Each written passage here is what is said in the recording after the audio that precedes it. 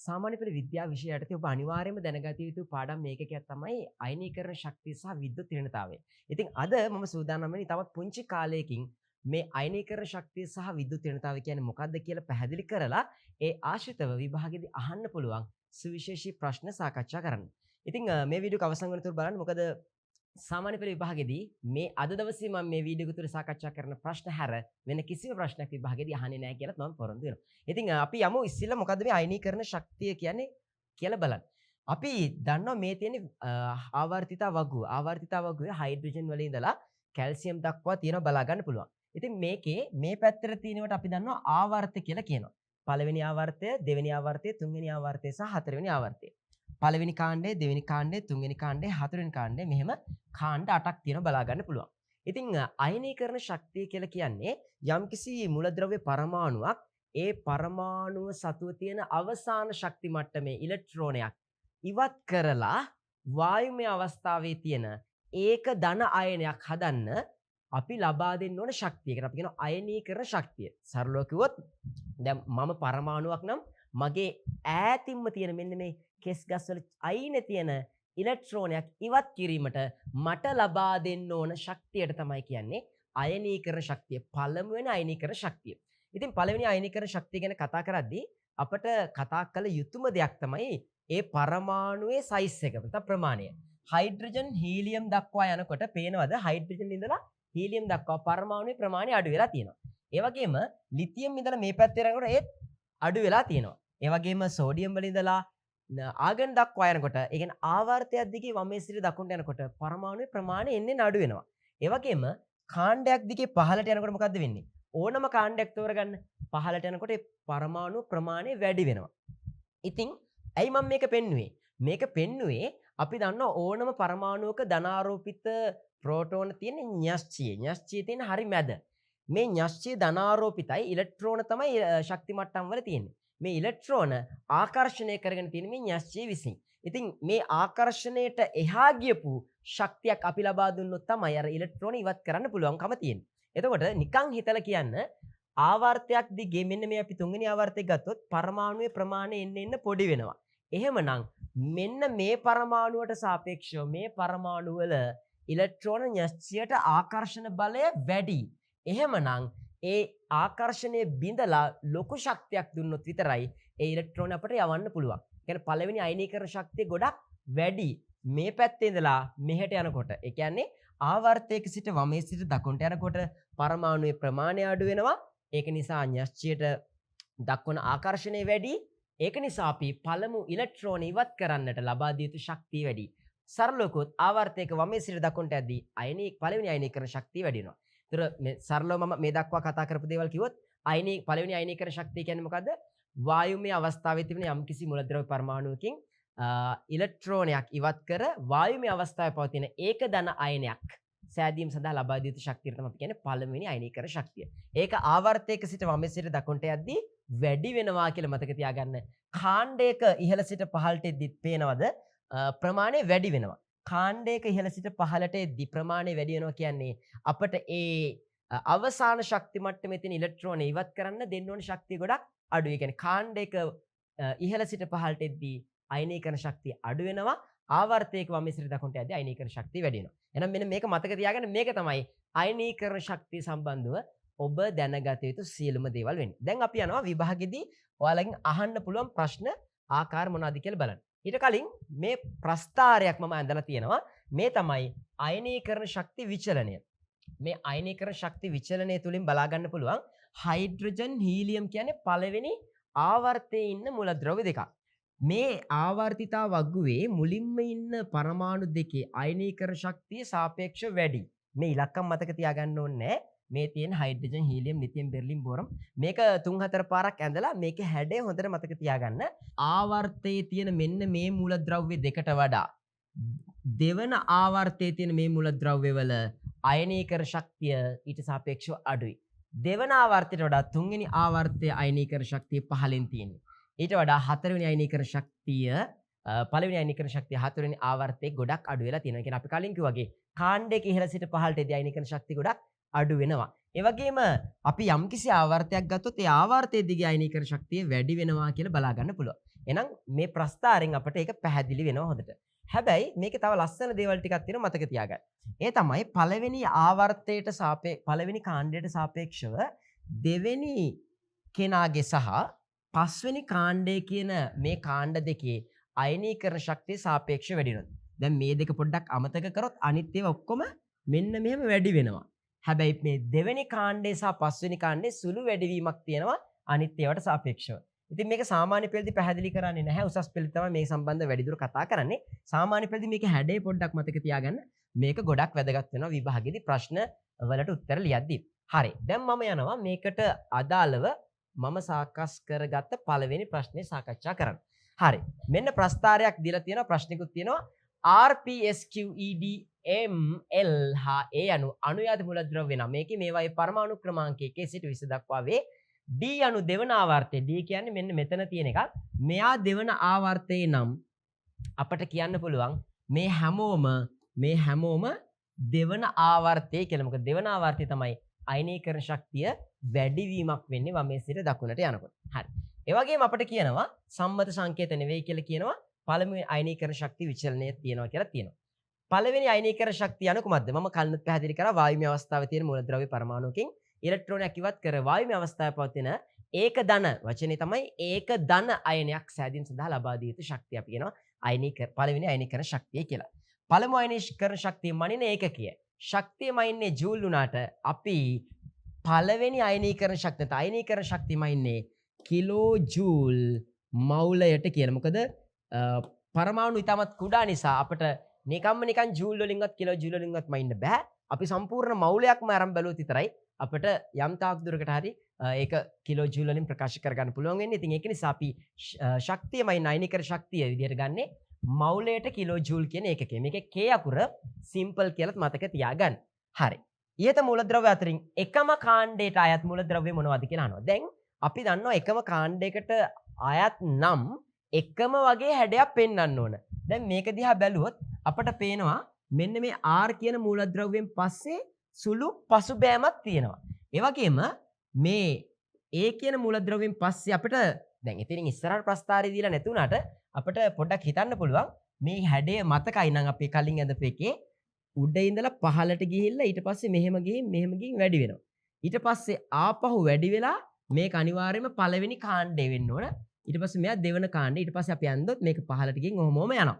එතකොට මේ වෙලාවේ අපිට තියෙන තොරතුරුත් එක්ක බැලුවොත් R කියන කෙනා දෙවන කාණ්ඩයේ මූලද්‍රව්‍යයක් කියලා කියන්න පුළුවන්. ඒ වගේම කැපිටල් A කියන කෙනත් දෙවන කාණ්ඩයේ මූලද්‍රව්‍යයක් කියලා කියන්න පුළුවන්. මම වැඩිදුර පෙන්නන්නම් අපි කලින් කතා කරපු ප්‍රස්තාරයේම මේක දිහා හොඳට බැලුවොත් පේනවා ඔයාලට දෙවන කාණ්ඩයේ මූලද්‍රව්‍යයක් වන මෙන්න මේ බෙරිලියම් සහ මැග්නීසියම් ගත්තොත් මෙන්න මේ දෙන්නම දෙවන කාණ්ඩයේ තියෙන්නේ ආවර්තිතා වගුවේ මෙහෙම ඉඳලා පළවෙනි දෙවන ආවර්තයේ මෙහෙම යද්දී අයනීකරණ ශක්තිය වැඩි වෙනවා. පස්සේ ආයෙ අඩු වෙලා ආයෙත් වැඩි වෙනවා. ඉතින් මෙන්න මේ ප්‍රස්තාර කොටස තමයි ඔය දීලා තියෙන ඇත්තම කිව්වොත් අපට සම්මත නොවන සංකේත පාවිච්චි කරලා. එතකොට මේකේ එකම කාණ්ඩයට අයිති වෙන්නේ බෙරිලියම් සහ මැග්නීසියම්. එතකොට අපි අපේ ප්‍රශ්නෙට ආවොත් අපේ ප්‍රශ්නේ ඉන්න සංමත සංකේත නෙවෙයිනේ. R සහ A තමයි මේ වෙලාවේ තියෙන එකම කාණ්ඩයට අයත් මූලද්‍රව්‍ය වෙන්නේ. හරි. අපි යන් ඊළඟ ප්‍රශ්නේ බලන්න. A මූලද්‍රව්‍යයේ පළමු අයනීකරණ ශක්තිය R ට වඩා අඩු වීමට හේතුව. R ට වඩා A ගේ අඩුවිලු. ඇත්තද? ඔව්. ඇයි හේතුව? අපිට පැහැදිලිවම කියන්න පුළුවන්. කාණ්ඩයක ඉහළ සිට පහළට එනකොට පරමාණුවේ ප්‍රමාණය වැඩි වෙනවා කියලා කියන්න පුළුවන්. නැත්නම් ඉලෙක්ට්‍රෝන න්‍යෂ්ටියට දක්වන ආකර්ෂණ බලය අඩු වෙන නිසා පළමු වෙන අයනීකරණ ශක්තිය කැපිටල් A ගේ අඩු වේ. ආයෙත් කියන්නම් ඉලෙක්ට්‍රෝන න්‍යෂ්ටියට දක්වන ආකර්ෂණය R ට වඩා A ගේ අඩුයි. ඒක නිසා ඉලෙක්ට්‍රෝන ඉවත් කිරීමට අවශ්‍ය ශක්තිය ගොඩක් අඩුයි. ඒ නිසා තමයි R ට වඩා A කියන කෙනා අඩුවෙන් තියෙන්නේ. හරි. මෙන්න මේ විදිහට තමයි මේ පළවෙනි ප්‍රශ්නෙට අදාළව අපි පිළිතුරු සම්පූර්ණයෙන්ම ලබා දෙන්නේ. තවත් ප්‍රශ්න දෙකක් තියෙනවා ඊළඟ කොටස යටතේ. ඉහත මූලද්‍රව්‍ය අතරින් වායුමය මූලද්‍රව්‍ය දෙකක් නම් කරන්න. දැන් ආවර්තිතා වගුව සම්බන්ධ කාරණා ටිකකුත් මම මේ වෙලාවේ මතක් කරනවා. මූලද්‍රව්‍ය වායුමය මූලද්‍රව්‍ය. දැන් මෙතනදී අපි දන්නවා දෙවන කාණ්ඩයනේ තියෙන්නේ.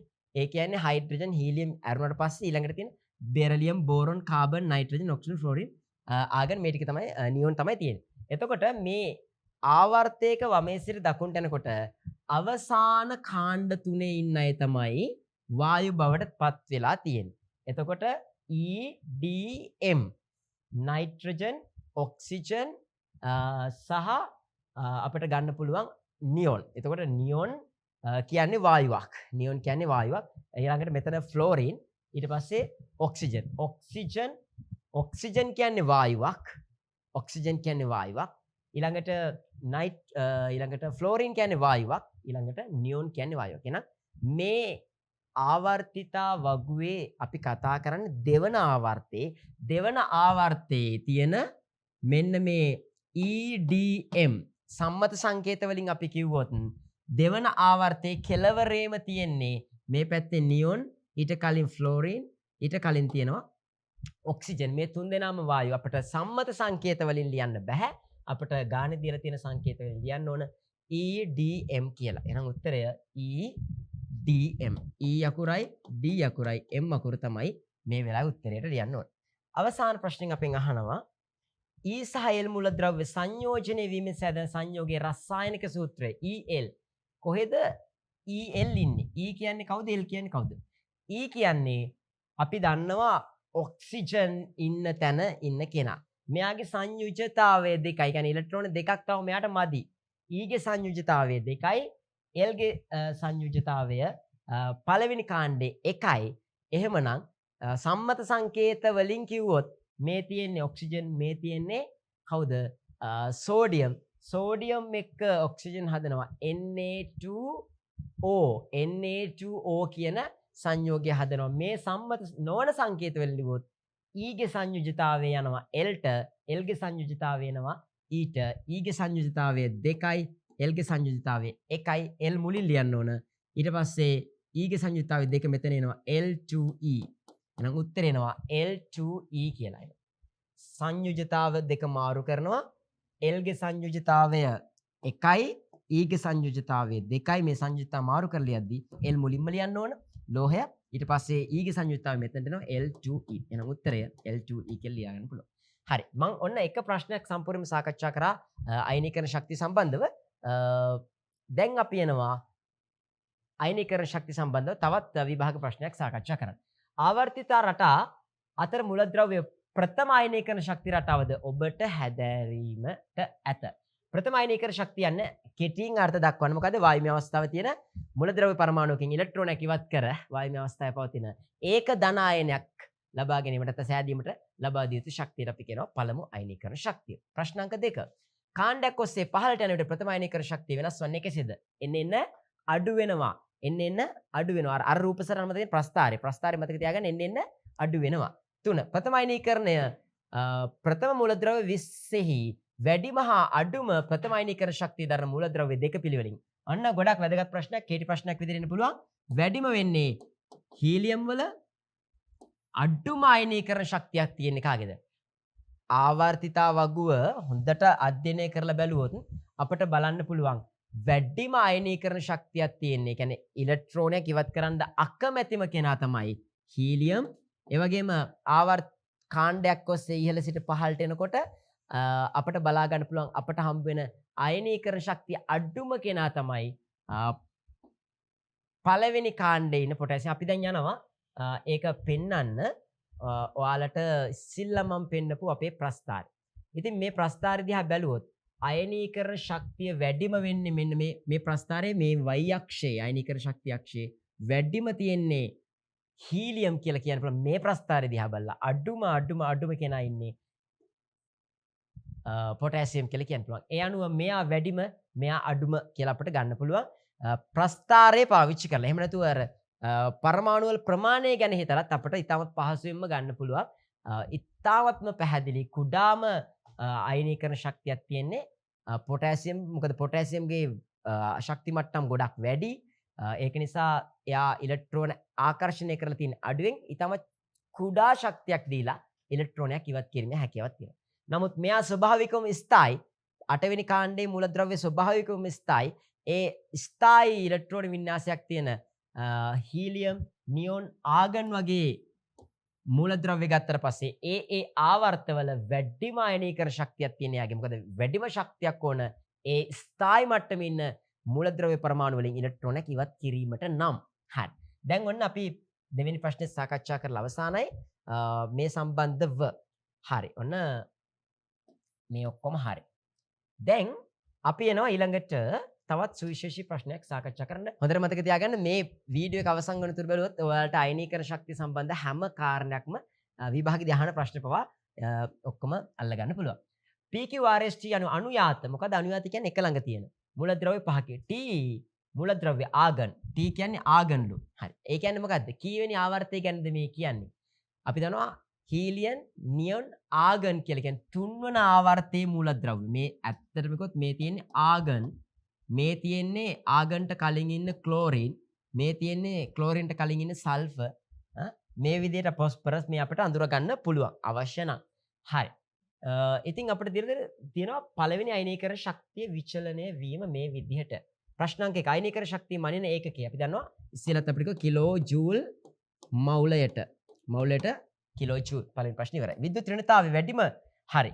දැන් විද්‍යුත් ඍණතාවය කියන වචනයක් එනවා. මම දැනට විද්‍යුත් ඍණතාවයට අදාළ උත්තරේ කියන්නම්. නම් තව චූටි වෙලාවකින් විද්‍යුත් ඍණතාවය කියන්නේ මොකක්ද කියලා පැහැදිලි කරන්න. මොකද දැන් අපි කතා කරලා අවසන් කරේ මේ දක්වා පළවෙනි අයනීකරණ ශක්තිය සම්බන්ධ විතරයි.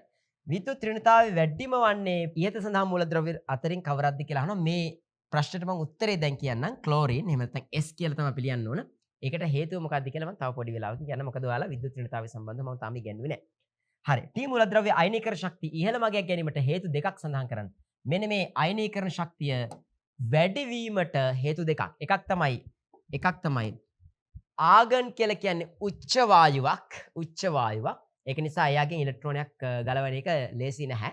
දෙක තමයි එයාගේ පරමාණුක ප්‍රමාණය ඉතාමත් කුඩා නිසා ඉලෙක්ට්‍රෝන න්‍යෂ්ටියට දක්වන ආකර්ෂණය වැඩි. පළවෙනි එක ස්වභාවිකවම ස්ථායි ඉලෙක්ට්‍රෝන වින්‍යාසයක් තියෙනවා උච්ච වායුවක් විදිහට කියනවා ආගන්. දෙවෙනි හේතුව විදිහට අපිට ලියන්න පුළුවන් ප්‍රමාණයෙන් කුඩා නිසා ප්‍රමාණයෙන් කුඩා වෙනකොට අපි දන්නවා ඉලෙක්ට්‍රෝන න්‍යෂ්ටියට දක්වන ආකර්ෂණය වැඩි. ඒ නිසා ඉලෙක්ට්‍රෝන ඉවත් කරන්න දෙන්න ඕන ශක්තිය සාපේක්ෂව වැඩි. ඒ නිසා තමයි මේ මූලද්‍රව්‍ය අයනීකරණ ශක්තිය ගොඩක් වැඩි වෙලා තියෙන්නේ. හරි. එහෙනම් පළවෙනි තුනම අවසానයි. හතරවෙනි ප්‍රශ්නය හයිඩ්‍රජන් R හයිඩ්‍රජන් සමග සංයෝජනය වීමෙන් සෑදෙන සංයෝගයේ රසායනික සූත්‍රය කුමක්ද? R hydrogen. R කියන්නේ කවුද? සල්ෆර්. R sulphur. එතකොට මේ සල්ෆර් කියන මූලද්‍රව්‍ය හයිඩ්‍රජන් සමග එකතු වෙලා හදන රසායනික සූත්‍රය. දැන් R කියන මූලද්‍රව්‍යයේ අපි දන්නවා සංයුජිතාවය 2යි. හයිඩ්‍රජන් කියන මූලද්‍රව්‍යයේ සංයුජිතාවය 1යි. එතකොට අපිට කියන්න පුළුවන් හයිඩ්‍රජන් මුලින් ලියනවා. හයිඩ්‍රජන්ට ලැබෙනවා මෙයාගේ සංයුජිතාවය 2යි කියලා. H2 මේ වෙලාවේ R H2R කියලා එනවා. මේ තමයි රසායනික සංයෝගයේ රසායනික සූත්‍රය. එතකොට හයිඩ්‍රජන් කියලා කියන්නේ සංයුජිතාවය 1යි අපි දන්නවා. R කියලා කියන්නේ මේ වෙලාවේ 6 වෙනි කාණ්ඩයේ ඉන්න කෙනෙක්. එතකොට 6 වෙනි කාණ්ඩයේ ඉන්න කෙනාට තව ඉලෙක්ට්‍රෝන දෙකක් ඕනේ. ඒ කියන්නේ එයාගේ සංයුජිතාවය 2යි. හයිඩ්‍රජන් ගාව තිබිච්ච සංයුජිතාවය මෙතනට එනවා. R ගේ සංයුජිතාවය 2 මෙතනට එනවා. H2R. මේක සාමාන්‍යයෙන් අපි ඇත්ත සංකේත වලින් කිව්වොත් R කියන කෙනා විරට සල්ෆර් දැම්මොත් H2S කියලා අපිට ගන්න පුළුවන්. හරි. හැබැයි හොඳට මතක තියාගන්න රසායනික සූත්‍රය ලියද්දී අපිට එයාලා දුන්න සංකේත වලින්ම ලියන්න. මොකද ඒක ගොඩක් වැදගත් වෙනවා ලකුණු ගන්න. සමහර අවස්ථාවලදී අපි ඇත්ත සංයෝග වලින් ලිව්වොත් ලකුණු හම්බ වෙන්නේ නැති වෙන්න පුළුවන්. මොකද එයාලා දීලා තියෙන්නේ ඇත්ත නොවන සංකේත නම් අපිත් ගන්න ඕනේ ඒවා. හරි. එහෙනම් ඔන්න අපිට මේ ප්‍රශ්නෙත් අවසන් කරන්න පුළුවන්. මේ පිටුව තව ප්‍රශ්න දෙකක් අහලා තියෙනවා. වඩාත් ප්‍රබල ආම්ලික ඔක්සයිඩේ සාදර මූලද්‍රව්‍ය කුමක්ද? දැන් මේක ඇත්තටම අයනීකරණ ශක්තිය විතරක් නෙවෙයි ආවර්තිත අවග්ග සම්බන්ධවත් ප්‍රශ්නයක් හැදෙනවා. මේ පාඩමින් ප්‍රශ්නයක් આવොත් වඩාත් ප්‍රබල ආම්ලික ඔක්සයිඩ්. අපි දන්නවා ආවර්තයක ඔක්සයිඩ් තියෙනවා. බාෂ්මික ඔක්සයිඩ් තියෙනවා. ආම්ලික ඔක්සයිඩ් තියෙනවා. ආවර්තිත අවග්ගයේ මුලින්ම ඉන්න කට්ටිය ඒ කියන්නේ අපි ගත්තොත් තුන්වෙනි ආවර්තයේ පොටෑසියම් ඔක්සයිඩ්, සෝඩියම් ඔක්සයිඩ්, අපි ගත්තොත් මැග්නීසියම් ඔක්සයිඩ්. මේ ආවර්තිතාවග්ගයේ මුලින් ඉන්න සියලුම ලෝහ හදන ඔක්සයිඩ් බාෂ්මිකයි. ආවර්තිතාවග්ගයේ කෙළවරේ ඉන්න ආවර්තයක් දිගේ කෙළවරේම ඉන්න මූලද්‍රව්‍ය හදන ඔක්සයිඩ් ආම්ලිකයි කියලා මතක තියාගන්න. ඒ අනුව ආම්ලික වඩාත් ආම්ලික ඔක්සයිඩ් හදන්නේ කවුද කියලා අහනවා. ඒතර ආම්ලික ඔක්සයිඩ් හදන්නේ මේ වෙලාවේ ආවර්තිතවගේ මෙයා කොහොමත් හදන්නේ නැහැ. ඊට කලින් ඉන්න S තමයි ආවර්තිතවගේ ඉන්න ආම්ලිකම ඔක්සයිඩ් හදන්නේ. එතකොට අපිට S කියලා ලිව්වනම් සම්පූර්ණයෙන්ම උත්තරේ ලකුණු ගන්න පුළුවන්. අවසාන එක R වාතය තුල දහනය වීමේදී දැකගත හැකි නිරීක්ෂණ දෙක. R කියන්නේ කවුද? සල්ෆර්. සල්ෆර් කියන කෙනා මතක තියාගෙන අපි උත්තරේ ලියමු. සල්ෆර් සාමාන්‍යයෙන් වාතයේ දහනය කරාට පස්සේ කටුක ගන්ධයක් එනවා. පළවෙනි එකට ලියන්න ඕන මම ලියන්නේ නැහැ. කටුක ගන්ධයක් එනවා. සල්ෆර් මාර ගඳයි. ඊළඟට නිල් පාට ආලෝකයක් විහිදුවමින් දැවෙනවා. එතකොට නිල් පාට ආලෝකයක් විහිදුවන අපිට නිරීක්ෂණයක් කටුක ගන්ධයක් වෙනවා. තවත් නිරීක්ෂණයක් අපිට ගන්න පුළුවන්. ඒක මෙන්න මේ ආකාරයට අපිට පුළුවන් ආවර්තිතාවගේ ගුණත් කීපයක් මතක තියාගන්න මේ විදිහට. හරි මේව මතක තියාගෙන විභාගෙදී ඒ ආකාරයෙන්ම අහන්න පුළුවන්. මම තවත් ප්‍රශ්නයක් ගන්නවා අයනීකරණ ශක්තිය සම්බන්ධව. ආවර්තිතාවගේ අනුයාත ආවර්ත දෙකක මූලද්‍රව්‍ය වල පළමු අයනීකරණ ශක්ති විචලනයේ පහත දැක්වේ කියලා තියෙනවා. ඇත්තද? ඔව්. ආවර්තිතාවගේ ආවර්ත දෙකක තියෙනවා බලා ගන්න පුළුවන්. පළවෙනි අයනීකරණ ශක්තියෙන් අදහස් කරන්නේ කුමක්ද? වායුමය අවස්ථාවේ තියෙන පරමාණුවකින් ඉලෙක්ට්‍රෝනයක් ඉවත් කර වායුමය ඒක ධන අයනයක් සෑදීම සඳහා ලබා යුතු ශක්තිය අපි කියනවා අයනීකරණ ශක්තිය. අයනීකරණ ශක්තිය මනින් ලබන ඒකකය අපිට ලියන්න පුළුවන් කිලෝ ජූල් මවුල යට කියලා. ඒ අනුව කාණ්ඩයක් දිගේ පහළට ප්‍රථම අයනීකරණ ශක්තිය විචලනය වෙන ආකාරය කෙටියෙන් පැහැදිලි කරන අයනීකරණ ශක්තිය අඩු වෙනවා කියලා ලිව්වනම් ඇති. තවත් ඕන හේතු සහිතව ලියන්න පුළුවන්. ඉලෙක්ට්‍රෝන න්‍යෂ්ටියට දක්වන ආකර්ෂණය අඩු නිසා අපිට කියන්න පළවෙනි අයනීකරණ ශක්තිය ගොඩක් අඩු වෙනවා කාණ්ඩයක් සිට ඉහළ සිට පහළට එනකොට. ප්‍රස්ථාරයේ දක්වා ඇති DEFG මූලද්‍රව්‍ය හඳුනාගෙන එම මූලද්‍රව්‍ය සඳහා සම්මත සංකේත ලියන්න. කවුද මේ D කියන්නේ? DEFG. මෙයා දෙවන අනිවාර්යෙන් මෙයා දෙවන ආවර්තය වෙන්න ඕනේ. මෙයා තුන්වෙනි ආවර්තය වෙන්න ඕනේ. මොකද මෙයා පළවෙනි ආවර්තය වෙන්න බෑ. පළවෙනි ආවර්තය ඔච්චර මූලද්‍රව්‍ය නෑ. ඊළඟට මෙයා තුන්වෙනි ආවර්තය වෙන්න බෑ. මොකද ඒක හතරවෙනි ආවර්තයේ මෙච්චර මූලද්‍රව්‍ය නෑ. මෙයා 2 මෙයා 3. එතකොට දෙවන ආවර්තයේ ඉවර වෙන්නේ අයනීකරණ ශක්තිය ඉවර වෙන්නේ අපිට කියන්න පුළුවන් hydrogen, helium, lithium, beryllium, boron, carbon, nitrogen, oxygen, fluorine, මෙතන ෆ්ලෝරින් F, ඊට පස්සේ මෙතන නියෝන් Ne, ඊට පස්සේ මෙතන සෝඩියම් G කියන්නේ මැග්නීසියම්. එතකොට මෙන්න මේ විදිහට අපිට හතර දෙනා අඳුරා ගන්න පුළුවන්. බාෂ්මික ඔක්සයිඩ් හදන මූලද්‍රව්‍ය යුගලක් ලියන්න. බාෂ්මික ඔක්සයිඩ් හදන්නේ ආවර්තිත අවගෝග මුලින් ඉන්න අය. ඒ අනුව සෝඩියම් සහ මැග්නීසියම් නැත්නම් FG කියලා ලියවනම් හරි. F හා G තමයි. ඒ කියන්නේ සෝඩියම් සහ මැග්නීසියම් තමයි ආවර්තිත අවගෝග මුලින්ම ඉන්නේ. මෙන්න මේ ආවර්තයේ මුලින්ම ඉන්නේ එයාලා හදන ඔක්සයිඩ් බාෂ්මිකයි කියලා. අපි ඉස්සෙල්ලා කතා කරා ආම්ලික ඔක්සයිඩ් හදන්නේ කෙලවරේ ඉන්න කට්ටිය. මෙහි ඒවා හදන්නේ බාෂ්මික ඔක්සයිඩ්. හරි. ඒ අනුව ප්‍රශ්න පහක් ඉවරයි. දැන් අපි තවත් ප්‍රශ්නයකට යනවා ටක් ගාලා. පහත දැන් ඔයාලට තේරෙනවා ඇති කොච්චර ඉක්මනට අපිට එක ප්‍රශ්නයක් අවසන් කරන්න පුළුවන්ද කියලා මේ පාඩම කලින්ට සාපේක්ෂව. පහත ප්‍රස්තාරය දැක්වෙන්නේ ආවර්තිතවගේ මූලද්‍රව්‍ය කීපයක පළමු අයනීකරණ ශක්ති විචලනය ඕව අපිට පේනවා. මේකේ නම් ඇත්ත මේවා තියෙනවා. බලා ගන්න පුළුවන්. ලිතියම්, බෙරිලියම්, බෝරෝන්, කාබන් ඔහොමම තියෙනවා. මෙතන Y කියලා කෙනෙක් ඉන්නවා. මෙතන Y කියන්නේ ඇත්තටම කවුද මේ? Lithium, beryllium, boron, carbon. Carbon කියන එක නම් මේ වෙලාවේ දීලා නැහැ. Y කියලා සංකේතයක් තමයි තියෙන්නේ. එච්චරයි. පළවෙනි ප්‍රශ්නේ අපෙන් අහනවා මූලද්‍රව්‍යක පළවෙනි අයනීකරණ ශක්තිය හඳුන්වන්න. දැන් අපි කිහිප සැරයක්ම හඳුන්වුවා. මම හිතන්නේ ඔයාලට පුළුවන් ඒක කියන්න. හරි. ඊළඟට ප්‍රශ්නාංක 2 ප්‍රස්ථාරයේ දක්වා ඇති මූලද්‍රව්‍ය අතරින් ප්‍රථම අයනීකරණ ශක්තිය වැඩිම මූලද්‍රව්‍ය කුමක්ද? අපිට බැලුමටම කියන්න පුළුවන් ප්‍රථම අයනීකරණ ශක්තිය වැඩිම වෙන්නේ නියොන්ගේ කියලා. බැලුමටම කියන්න පුළුවන් නියොන්ගේ තමයි අයනීකරණ ශක්තිය වැඩිම කියලා. ඒ අනුව පළවෙනි ප්‍රශ්නේ ඉවරයි. දෙවෙනි ප්‍රශ්නේ ඒ කොටසත් අවසන් වෙනවා. ඒ අනුව අපි යනවා ප්‍රශ්නාංක 2ට. එම මූලද්‍රව්‍යයේ ඉලෙක්ට්‍රෝන වින්‍යාසය ලියන්න. අපි දන්නවා නියොන්ගේ ඉලෙක්ට්‍රෝන වින්‍යාසය වෙන්නේ 2 8. 2,8 තමයි යාගේ ඉලෙක්ට්‍රෝන වින්‍යාසය වෙන්නේ. ඊළඟට අපි යනවා ඊළඟ ප්‍රශ්නෙට උත්තර දෙන්න. තුන්වෙනි එක ප්‍රස්ථාරයේ Y වලින් දැක්වෙන මූලද්‍රව්‍ය හයිඩ්‍රජන් සමග සාධන සංයෝගයේ බන්ධන ස්වභාවය කුමක්ද? අපි ඉස්සෙල්ලා කිව්වා Y කියලා කියන්නේ කාබන්. කාබන් හයිඩ්‍රජන් එක හදන සංයෝගය තමයි මොකද්ද? CH4 මීතේන් නේද? CH4 හදන බන්ධනයේ ස්වභාවය සහ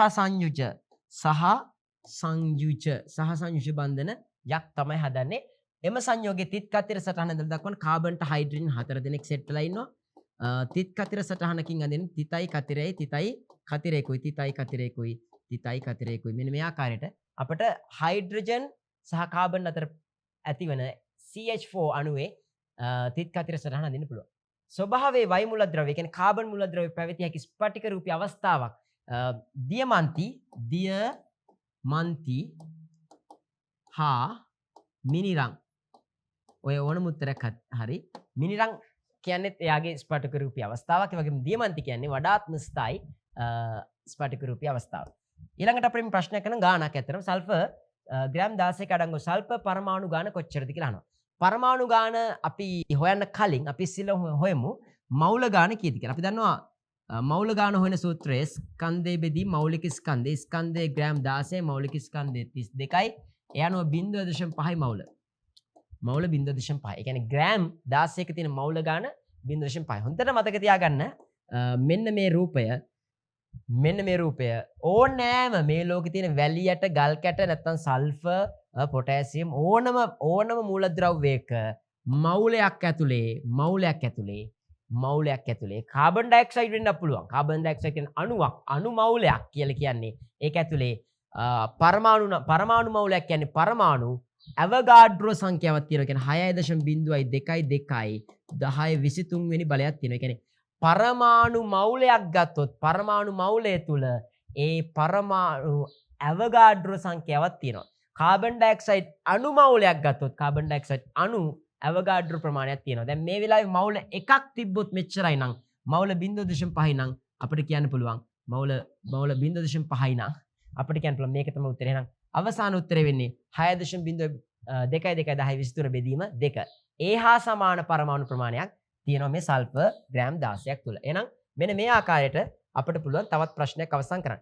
දැන් මම එනවා විද්‍යුත් ඍණතාවය සම්බන්ධව පොඩි දෙයක් කියලා දෙන්න. මොකද්ද මේ විද්‍යුත් ඍණතාවය? විද්‍යුත් ඍණතාවය කියලා කියන්නේ යම්කිසි මූලද්‍රව්‍ය පරමාණුවක් තවත් මූලද්‍රව්‍ය පරමාණුවක් සමග සහසංයුති බන්ධනයක් හදලා තියෙනකොට ඒ සහසංයුති බන්ධනයේ තියෙන ඉලෙක්ට්‍රෝන තමා දෙසට ආකර්ෂණය කර ගැනීමට ඇති හැකියාවට අපි කියනවා විද්‍යුත් ඍණතාවය කියලා කියනවා. සරලව කිව්වොත් ඔයාලට තේරෙන භාෂාවෙන් විද්‍යුත් ඍණතාවය කියලා කියන්නේ ඉලෙක්ට්‍රෝන වලට දක්වන පෙරේතකම. දැන් ඉලෙක්ට්‍රෝනයකට ඔයයි තවත් කෙනෙකුයි තරඟ වදිනවා. ඔයාට ඒ ඉලෙක්ට්‍රෝනේ ඔයාගේ පැත්තට ලබා ගන්න හැකියාවක් තියෙනවා නම් ඔයා ගොඩක් පෙරේතයිනේ. එහෙනම් ඔයාගේ විද්‍යුත් ඍණතාවය ගොඩක් වැඩි. ඔයා වැඩිපුරම ඉලෙක්ට්‍රෝන ඔයාගේ පැත්තට නැඹුරු වෙනවා කියන්නේ ඔයා ගොඩක් ඉලෙක්ට්‍රෝන වලට පෙරේතයි. කියන්නේ විද්‍යුත් ඍණතාවය ගොඩක් ඔයාගේ සාපේක්ෂව වැඩි. එහෙනම් ඔන්න විද්‍යුත් ඍණතාවය සම්බන්ධව අපි දැන් කතා කරන්න එනවා. අයනීකරණ ශක්තිය වගේම තමයි මේකෙත් විචලනය. නමුත් පොඩි වෙනස්කම් ටිකක් තියෙනවා. ඒක තේරුම් ගන්න ඕන. එතකොට දැන් මේකෙදි වෙන්නේ අපි හයිඩ්‍රජන් හීලියම් නැහැ. හයිඩ්‍රජන් පස්සේ හීලියම් නැහැ. ලිතියම් තියෙනවා. ඇයි හීලියම් නැත්තේ? හීලියමුත් නැහැ, නියොන් නැහැ, ආගන් නැහැ. ඇයි? අටවන කාණ්ඩයේ උච්ච වායු මේ වගේ ඉලෙක්ට්‍රෝන ලබා ගන්න කිසිම උවමනාවක් නැහැ. මොකද දැනටමත් හීලියම් නියොන් ආගන් ස්වභාවිකව ස්ථායි වෙලා තියෙන. එයාලට අමුතුවෙන් ආ ඉලෙක්ට්‍රෝන කාගෙන්වත් ඉල්ල ගන්න අවශ්‍යතාවයක් නැහැ. නිසා එයාලගේ විද්‍යුත් ඍණතාවය ගැන අපිට කතා කරන්න ඕනේ නැහැ. කතා කරන්නත් බෑ. හරි. එතකොට හයිඩ්‍රජන් වලින් පටන් ගත්තට පස්සේ දෙවන ආවර්තය යනවා lithium beryllium boron carbon nitrogen oxygen fluorine විදිහට යනවා. ඒ පැත්තට යන්න ඉලෙක්ට්‍රෝන වලට තියෙන ආකර්ෂණය වැඩි වෙනවා. ඒ කියන්නේ එක පැත්තකින් අපිට කියන්න පුළුවන් පරමාණු ආවර්තයක් දිගේ මේ පැත්තේ ඉඳලා මෙහෙට යද්දී එන්න පොඩි වෙනවා. එතකොට ඉලෙක්ට්‍රෝන ඇදලා ගැනීමට ඇති හැකියාව වැඩි කියලා කියන්න පුළුවන්. තවත් විදිහකට අපිට කියන්න පුළුවන් මේ ආවර්තයක් දිගේ වමේ සිට දකුණට යනකොට යාලගේ අවසාන ශක්ති මට්ටමේ තියෙන ඉලෙක්ට්‍රෝන ප්‍රමාණය එන්න වැඩි වෙනවා. හැබැයි තවමත් මේ එක්කෙනෙක්වත් ස්වභාවිකව ස්ථායි නැහැ. උදාහරණයක් විදිහට ෆ්ලෝරින් ගත්තොත් ෆ්ලෝරින්ගේ අන්තිම ශක්ති මට්ටමේ තියෙන්නේ 7යි. එයාට ස්වභාවිකව ස්ථායි වෙන්න තව එක්කෙනෙක් ඕනේ. එයා හරි ආසාවෙන් ඉන්න ඉලෙක්ට්‍රෝනයක් එනකන්. ඒතකොට මෙයා තමයි ඉලෙක්ට්‍රෝන වලට වැඩිපුරම පෙරේතකමක් තියෙන. එයා හරි ආසාවෙන් ඉන්න ඉලෙක්ට්‍රෝනයක් අරන් ස්ථායි වෙන්න. එහෙනම් මෙයා තමයි වැඩිපුරම පෙරේත හේවත් මේ සමස්ත ආවර්තිත අවගුවන් වල හොඳට මතක තියාගන්න. ෆ්ලෝරින් තමයි වැඩිම විද්‍යුත් ඍණතාවයක් දක්වන මූලද්‍රව්‍ය. 7 වෙනි කාණ්ඩයේ අය මේ බලන්න මේ ආවර්තය ගත්තත් 7 වෙනි කාණ්ඩයේ අය තමයි විද්‍යුත් ඍණතාවය වැඩි ඉලෙක්ට්‍රෝන වලට දක්වන ආකර්ෂණය වැඩිම අය තමයි ෆ්ලෝරින්ලා ක්ලෝරින්ලා කියලා කියන්නේ. ඊළඟට අපි ගත්තොත් ආවර්තයක පළවෙනි කාණ්ඩයේ ඉන්න කෙනා තමයි ඉලෙක්ට්‍රෝන ආකර්ෂණයට වැඩි අඩුවෙන්ම කැමති. ඒ කියන්නේ පෙරේතකම ගොඩක් අඩු විද්‍යුත් ඍණතාවය ගොඩක් අඩු වෙන්නේ පළවෙනි කාණ්ඩයේ අය. හරි. මම දැන් යනවා මේ හා සම්බන්ධව ප්‍රශ්නයක් සාකච්ඡා කරන්න විද්‍යුත් ඍණතාවය සම්බන්ධව. මෙන්න මේ විදිහට වගුවක් දීලා තියෙනවා. ආවර්තිත වගුවේ මූලද්‍රව්‍ය 6ක් පිළිබඳ තොරතුරු වගුවේ දැක්වේ. දී ඇති මූලද්‍රව්‍ය සම්මත සංකේත නොවේ කියලා තියෙනවා. ඔව් සම්මත සංකේත නෙවෙයි. අවසාන ශක්ති මට්ටමේ තියෙන ඉලෙක්ට්‍රෝන ප්‍රමාණය දීලා තියෙනවා. ඉලෙක්ට්‍රෝන වල කාණ්ඩය දීලා තියෙනවා. ඒ මූලද්‍රව්‍ය වල කාණ්ඩය දීලා තියෙනවා. අපෙන් අහනවා Q මූලද්‍රව්‍ය ඉලෙක්ට්‍රෝන වින්‍යාසය. අවසාන ශක්ති මට්ටමේ ඉලෙක්ට්‍රෝන 2යි කාණ්ඩය වෙන්නේ 7 වෙනි කාණ්ඩය. එතකොට අපෙන් අහන්නේ මෙතන අවසාන ඉලෙක්ට්‍රෝන අවසාන ශක්ති මට්ටමේ තියෙන ඉලෙක්ට්‍රෝන නෙවෙයි ශක්ති මට්ටම් ගාන. ශක්ති මට්ටම් ගාන අපි දන්නවා ආවර්ත ගානට සමානයි. ශක්ති මට්ටම් 2යි නම් ආවර්ත 2යි. ඒ කියන්නේ දෙවන ආවර්තයේ 7 වෙනියට ඉන්නේ කවුද? අපි දන්නවා ෆ්ලෝරින්. එයාගේ ඉලෙක්ට්‍රෝන වින්‍යාසය 2,7. ෆ්ලෝරින්. අපිට නිකන් ආවර්තයේ අඳුර ගන්න පුළුවන් මෙතනින් දෙවන ආවර්තයේ 7 වෙනියට ඉන්නේ ෆ්ලෝරින්. එයාගේ ඉලෙක්ට්‍රෝන වින්‍යාසය 2.7යි කියලා ලියන්න පුළුවන්. විද්‍යුත් ඍණතාවයේ වැඩිම මූලද්‍රව්‍ය කවුද? එයා තමයි ෆ්ලෝරින්. අපි දැන් කතා කරා මොහොතකට කලින් Q කියලා ලිව්වනම් හරි. වැඩිම ප්‍රතික්‍රියාශීලීත්වයක් ඇති ලෝහමය මූලද්‍රව්‍ය කුමක්ද? අපි දන්නවා ඔයාලා ඉගෙන ගන්නවා සක්‍රියතා ශ්‍රේණිය. පොටෑසියම්, සෝඩියම්, කැල්සියම් ඔහොම තමයි පොට්ට සෝම කැලේ මැදින් කියලා අපි ඉගෙන ගන්නවා සක්‍රියතා ශ්‍රේණිය. වැඩිම සක්‍රියතාවයක් තියෙන පළවෙනි කාණ්ඩයේ වෙන මෙයා. මෙයත් පළවෙනි කාණ්ඩයේ ඊළඟට දෙවන කාණ්ඩයේ මූලද්‍රව්‍යයක් වෙන කැල්සියම් ඉන්නවා. දැන් මේක දිහා බලද්දී මේ දීලා තියෙන මූලද්‍රව්‍ය වලින් බලන්න පළවෙනි කාණ්ඩයේ දෙන්නෙක්ගෙන් පස්සේ තමයි දෙවෙනි කාණ්ඩයේ කෙනෙක් ඉන්නේ. බලමු. පොටෑසියම් ඉන්නවද කියලා බලන්න පළවෙනි කාණ්ඩයේ කවුරුත් නැහැ. සෝඩියම් පළවෙනි කාණ්ඩයේ එයත් මෙතන නැහැ. බලන්න කැල්සියම් දෙවන කාණ්ඩයේ ඉන්නවද බලන්න. දෙවන කාණ්ඩයේ කෙනෙක් ඉන්නේ මෙයා. දෙවන කාණ්ඩයේ කෙනෙක් ඉන්නවා. ඔව්. හැබැයි එයාගේ ආවර්තය දැන් කැල්සියම්ගේ ආවර්තය කීයද? 4 වෙනි එයාට තියෙනවා ඔව් ශක්ති මට්ටම් කීයක් තියෙනවද? 2යි 8යි 8යි 2යි. එතකොට අපිට ගන්න වෙනවා 4 වෙනි ශක්ති මට්ටම. නමුත් මෙතන 4 වෙනි කෙනෙක් නැහැ. හැබැයි ඔහොම බලාගෙන ඉද්දි ආවර්තිතාවකයේ ප්‍රතික්‍රියාශීලීත්වයේ වැඩිම මූලද්‍රව්‍ය තුනෙන් එකක්වත් මෙතනින් ගන්න බෑ. මොකද මේ ඉන්න මූලද්‍රව්‍ය තුන්වන ශක්ති මට්ටමේ ඒ කියන්නේ 2යි 8යි 2යි 2යි 8යි 2යි කියලා කියන්නේ මේ ඉන්නේ කවුද? මැග්නීසියම්. ඉතින් දැන් අපි බලමු සක්‍රියතා ශ්‍රේණියේ මැග්නීසියම් කියලා කෙනෙක් ඉන්නවද? ඔව්. පොට්ටසෝම කැලේ මැදින්. ඔව් 4 වෙනියට ඉන්නවා. මෙයත් නැති නිසා තමයි අපිට මැග්නීසියම් ගන්න උනේ. දීලා තියෙන සංකේත වලින් නැත්නම් දීලා තියෙන මූලද්‍රව්‍ය වලින් මැග්නීසියම් තමයි අපිට ගන්න වෙන්නේ. ඒ අනුව අපිට කියන්න පුළුවන් R කියන මූලද්‍රව්‍ය තමයි වැඩිම ප්‍රතික්‍රියාශීලීත්වයක් හෙවත් වැඩිම සක්‍රියතාවයක් තියෙන්නේ. හරිනම් පොටෑසියම් තමයි එන්න ඕනේ. නමුත් පොටෑසියම්, සෝඩියම්, කැල්සියම් කියන කවුරුත් මෙතන නැහැ. මේ මූලද්‍රව්‍ය වලින් කවුරුත් මේ තුන්දෙනා වෙන්නේ නැහැ. අපිට මැග්නීසියම් ඉන්නව වෙනස් ස්වරූපයකින් R කියලා. එහෙනම් උත්තරේ වෙන්නේ R. එක අඳුරගත්තේ කොහොමද? ශක්ති මට්ටම් 3යි.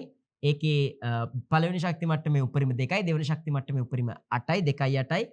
තුන්වෙනි ශක්ති මට්ටමේ නැත්නම් තුන්වෙනි ආවර්තයේ තියෙන ඉලෙක්ට්‍රෝන 2යි. උත්තරේ 2යි 8යි 2යි. ඒ කියන්නේ මැග්නීසියම් වෙනවා.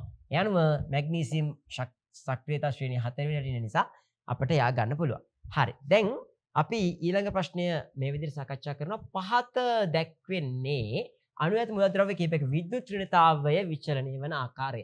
මේවා දෙවන මූලද්‍රව්‍ය ආවර්තවගේ දෙවන සහ තුන්වන ආවර්තවලට අයත් කියලාත් ගානේ දීලා තියෙනවා. සම්මත සංකේත නෙවෙයි කියලා කියනවා. විද්‍යුත් ඍණතාවය යන්නේ අදහස් කරන්නේ මොකද්ද? මම කලින් කිව්වා මම ආයෙසරක් කියන විද්‍යුත් ඍණතාවය කියලා කියන්නේ යම්කිසි මූලද්‍රව්‍ය පරමාණුවක් තවත් මූලද්‍රව්‍ය පරමාණුවක් සමග සහ සංයුති බන්ධනයකින් බැඳලා තියෙනකොට සහ සංයුති බන්ධනයක් ඇති විට එහි ඇති ඉලෙක්ට්‍රෝන තමාද සිට ආකර්ෂණය කර ගැනීමට ඇති හැකියාව විද්‍යුත් ඍණතාවය ලෙස හැඳින්වේ. ඔය විදිහටම ලියන්න පුළුවන්. හොඳයි. ප්‍රශ්නාංක 2. ඉහත S මූලද්‍රව්‍ය අයත් කාණ්ඩය කුමක්ද? S කියන්නේ කවුද? දැන් දෙවන ආවර්තයේ ඒ කියන්නේ lithium, beryllium, boron, carbon, nitrogen, oxygen, fluorine, neon ඒ ඔක්කොම නේද විද්‍යුත් ඍණතාවයේ අතින් ගත්තට පස්සේ විද්‍යුත් ඍණතාවය අපි නියෝන් ගැන කතා කරන්නේ නෑ, ෆ්ලෝරින් ගැන තමයි කතා කරන්නේ. එතකොට වැඩිම විද්‍යුත් ඍණතාවයක් තියෙන්නේ ෆ්ලෝරින්ට. හෙවත් මේකේ නම් සංකේතය S කියලා තමයි අපිට ගන්න වෙන්නේ. හරි. ඉහත S මූලද්‍රව්‍ය අයත් කාණ්ඩය කුමක්ද? කාණ්ඩය කොහොමද අපි ලියන්නේ? 7 වන කාණ්ඩය. අපි 7 කියලා ලියන්නේ මෙහෙම රෝම ඉලක්කම් වලින් 7 වන කාණ්ඩය. හරි. S මූලද්‍රව්‍ය අයත් වන්නේ කාණ්ඩය කුමක්ද කියලා අහනවා. S කියන්නේ ෆ්ලෝරින්, ඒ කියන්නේ 7 වෙනි කාණ්ඩය. තුන්වෙනි ප්‍රශ්නේ. ඉහත ප්‍රස්ථාරයේ ඇති අපට හමු නොවන්නේ කවර කාණ්ඩයේ මූලද්‍රව්‍යද? මම කිව්වා විද්‍යුත් ඍණතාවය අපි කතා කරන්නේ නැහැ. 8 වන කාණ්ඩයට ඒවත් ස්වභාවිකව ස්ථායි තත්ත්වයේ තියෙන අයට. එහෙනම් උත්තරේ තමයි 8 වෙනි කාණ්ඩය කිල්ලුවන හරි. 8 වෙනි කාණ්ඩයේ මූලද්‍රව්‍ය අපිට මේකෙදි බලා ගන්න හම්බ වෙන්නේ නැහැ. ඊළඟට අපෙන් 4 වෙනි ප්‍රශ්නේ අහනවා. ඉහත දක්වා ඇති මූලද්‍රව්‍ය අතරින් වායුමය මූලද්‍රව්‍ය දෙකක් නම් කරන්න. දැන් අපි ගත්තොත් නිකන් මේක ෆ්ලෝරින් නම් hydrogen helium lithium beryllium boron carbon nitrogen oxygen fluorine oxygen මේක ඔක්සිජන් මේක නයිට්‍රජන් ඒ අනුව අපට කියන්න පුළුවන් වායුමය මූලද්‍රව්‍ය දෙකක් නෙවෙයි අපට ඕන තරම් කියන්න පුළුවන් මෙතනද තුනක් නයිට්‍රජන් ඔක්සිජන් ෆ්ලෝරින් ඒ කියන්නේ QRS කියන ඕනම කෙනෙක් QRS කියන ඕනම කෙනෙක් ෆ්ලෝරින් ගත්තත් ඔක්සිජන් ගත්තත් නයිට්‍රජන් ගත්තත් අපට මේ වෙලාවේ කියන්න පුළුවන් එයාලා ස්වභාවිකවම වායුමය තත්ත්වයේ ඉන්නවා කියලා. හරි. එහෙනම් මෙන්න මේ විදිහට තමයි අපි විද්‍යුත් ඍණතාවය සම්බන්ධ ප්‍රශ්න සාකච්ඡා කරේ. ඉතින් මම හිතනවා වීඩියෝ එක තරමක් දිග වුණත් අයනීකරණ ශක්තිය සම්බන්ධව සහ විද්‍යුත් ඍණතාවය සම්බන්ධව සහ තවත් බොහෝ ප්‍රශ්න අපට හම්බුණා ආවර්තිත වගුව සම්බන්ධව. ඉතින් මේක විභාගෙදි ගොඩක් මේ අවුරුද්දේ එන්න පුළුවන් කෙටි ප්‍රශ්න වලදී වගේම රචනා ව්‍යුහගත රචනා ප්‍රශ්න වලදී. ඉතින් මේ වීඩියෝ එක බලපු ඔයාලට මම හිතන්නේ ලොකු දැනුමක් ලැබෙන්න ඇති විද්‍යුත් ඍණතාවය සම්බන්ධව සහ අයනීකරණ ශක්තිය සම්බන්ධව. ඉතින් ඔයා පාස්මි YouTube නාලිකාවට අලුත් කෙනෙක් නම් channel එක දැම්ම subscribe කරන්න. මොකද අපි ඉස්සරහට දාන වීඩියෝස් ඔයාගේ ළඟටම ගෙන්වා ගන්න පුළුවන්. ඒවා හරහා සාමාන්‍ය පෙළ විද්‍යාවට පහසුවෙන් ඒ සාමර්ථ්‍යයක් ලබා ගැනීම හැකියාවක් තියෙනවා. එහෙනම් ඒක මතක් කරන ගමන් සමුගන්නවා සියලුම දෙනාට ජයග්‍රාහී අනාගතයක් හදවතින්ම ප්‍රාර්ථනා කරනවා.